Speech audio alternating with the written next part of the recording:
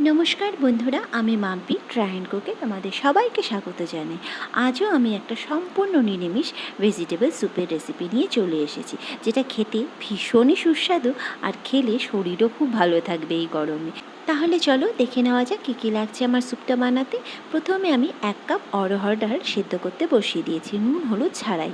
আর তারপর সবজির মধ্যে আমি নিয়ে নিয়েছি আলু, গাজর, কোয়াশ। এগুলোকে আমি ছোটো ছোটো ডুমো ডুমো করে কেটে নেব। আর ফোড়নের জন্য নিয়েছিলাম কারি পাতা। খুব সামান্য তেলই দিচ্ছি, দেখতেই পারছো কতটুকু তেল দিলাম। এই অল্প তেলের মধ্যে প্রথমে আমি দিয়ে দেব শুকনো লঙ্কা। শুকনো লঙ্কাটা একটু ভাজা গন্ধ হলে তাতে আমি দিয়ে দিচ্ছি হিং। এরপর আমি দিয়ে দিচ্ছি সাদা জিরে আর সর্ষে। সাদা জিরে, সর্ষে আর হিং, এই তিনটের কম্বিনেশন এত ভালো, এত সুন্দর একটা গন্ধ বের হয়। আর তার সাথে যখন পড়ে কারি পাতা, তো জাস্ট এক্সিলেন্ট। তোমরা খালি একবার এই ফোড়নটা দিয়ে বানিয়ে দেখো। আমি যেই সবজিগুলো দিয়েছি সেই সবজিগুলো তো অবশ্যই দেবে, সাথে তোমরা মিষ্টি কুমড়ো অ্যাড করতে পারো, সজনে ডাঁটা অ্যাড করতে পারো, ভীষণ ভালো হবে। আমার কাছে ছিল না তাই আমি দিতে পারিনি, তোমরা দিয়ে দেখো, খুব ভালো লাগবে। এরপর আমি দিয়ে দিচ্ছি পরিমাণ মতো নুন আর হলুদ।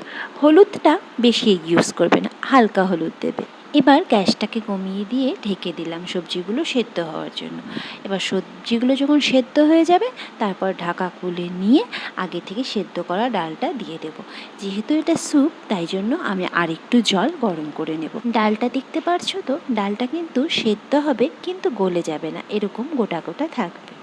এবার জলটা যখন ফুটে যাবে, তখন আমরা সবজিটার মধ্যে জলটা দিয়ে দেব।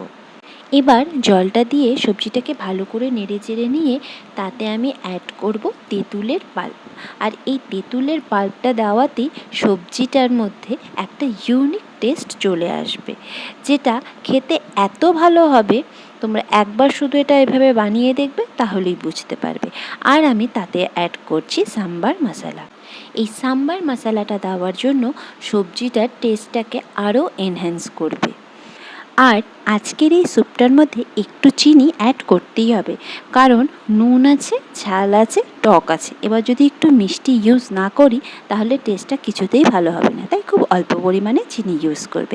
এই দেখো, তৈরি হয়ে গেল আমার ভেজিটেবল স্যুপটা। তোমাদের কেমন লাগলো অবশ্যই জানিও। সবাই সুস্থ থেকো, ভালো থেকো, ধন্যবাদ।